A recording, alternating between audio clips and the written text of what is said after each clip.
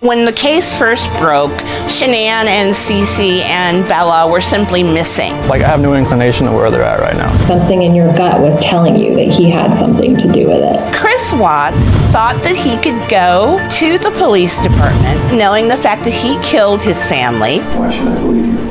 Because I'm a very trustworthy person. Aggressive behavior predicts future behavior. Chris had none of that in his past. He thought that they were not looking at him.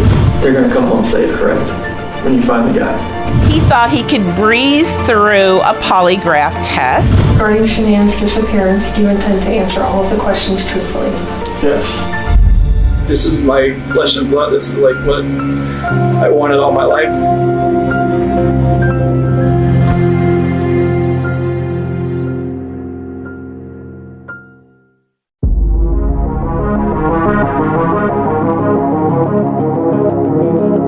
The Frederick Police Department asked Chris Watts to come down to discuss a few matters with them about his wife and children and their disappearance. Chris returns on the 15th, without hesitation, agrees to take a lie detector test.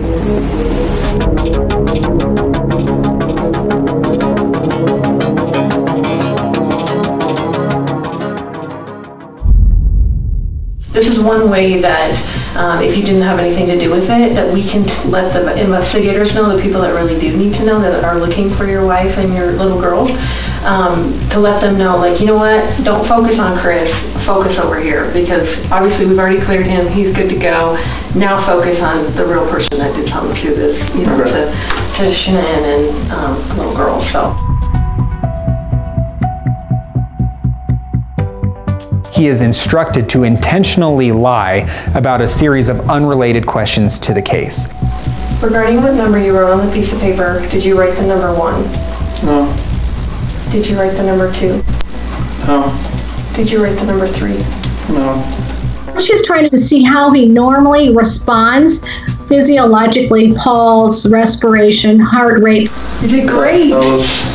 You remembered to lie and everything. That was awesome.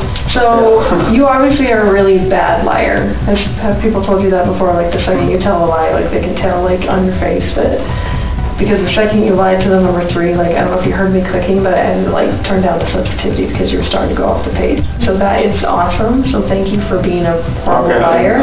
So that's a good thing. That's a good thing. We don't want to be good liars. So thank you for being a horrible liar. And that just shows me that, you know, obviously on the test when we're asking, you know, significant stuff about your wife, if you're lying to that, it's going to be even 10 times more amplified. So Now she's got his baseline.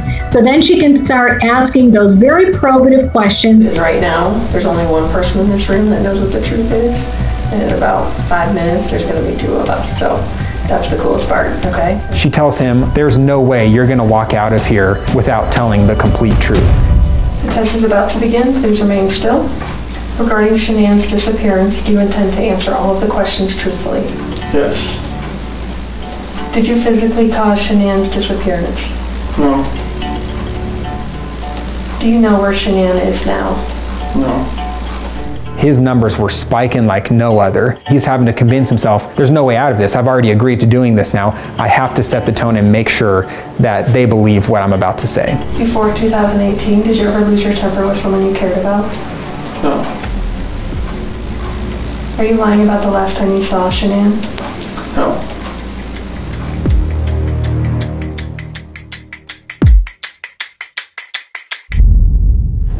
So, it is completely clear that you were not honest during the testing, and I think you already know that. You did not pass the polygraph test. Okay. Okay. So now we need to talk about what actually happened. And I feel like you're probably ready to do that. I didn't lie to you on that polygraph, I promise. Now that Chris has failed the polygraph test, it's time to open up. And the investigators make that very clear. Your opportunity of giving us a different story, of diverting us away from you, is over. I know you were being deceptive, so that's not even an issue right now. The issue right now is what happened to Shanann, Bella, and Celeste. That's when the investigators start to play a little good cop, bad cop. We know a lot more than you think we do, okay? And here's where we're confused. You're this great guy, and I'm not just telling you that, okay? I'm telling you that because everyone tells us that, okay? We can't find anyone saying anything bad about you. But you weren't here today lying about something else. So we need to talk about that, okay? Chris Watts does admit to something, but it's not what you would expect. That's your daughter. I know. Chris admits to having an affair with Nicole Kessinger, cheating on Shanann, and the police officers respond with, So, going into that interview today with Tammy, where we strapped you in, we knew all about Nikki.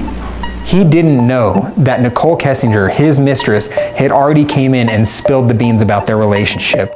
Monday afternoon, he told me that she was like gone and he didn't know where she was. Kind of under the impression, since they're separating, that maybe she decided to take the kids. And then yesterday rolled around and she's still not around.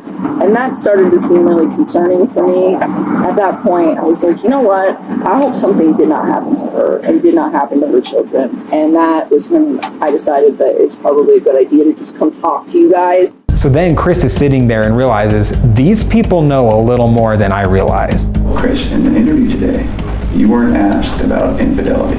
I do believe when he confessed to that affair, I think he thought that he'd be home free at that point where they'd say, that's why you lied. I should have told her right then. But I didn't, because I just couldn't bring myself to do it. I just find it hard to hear you talk about just having this emotional, conversation with Shanann, and you're bawling and crying together, and you have not shed one tear in 2 days that you've been here. Not one.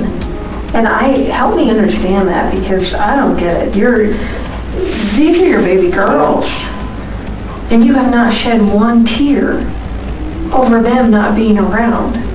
The polygrapher and the investigator start to throw out other ideas that Chris can latch to.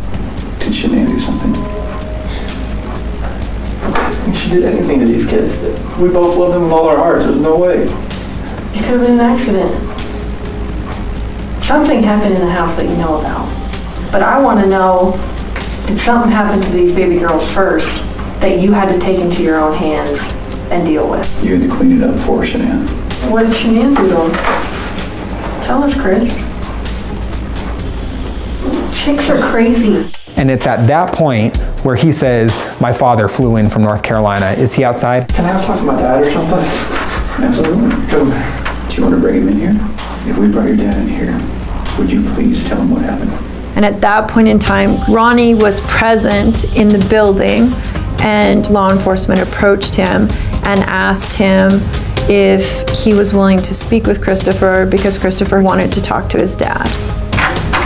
Hey Chris, we're going to let you have however much time you need, okay? Sure. Anybody was in there? No? Yes. Sure. So Rodney walks into the room. His father was not making eye contact with Chris. And you could see that where his father was almost guarding himself, like ready to hear bad news. And at this point in time is when Chris Watts starts to reveal what really happened. She heard him. The disbelief on Ronnie's face says it all. It caused him pain to hear his son say that. Chris thought, well, once I tell this story to my dad, I'm going to be seen as a hero. Those investigators are guiding him toward admitting more than he has in the past. That's the hard part. All you have left, can you tell us where they're at?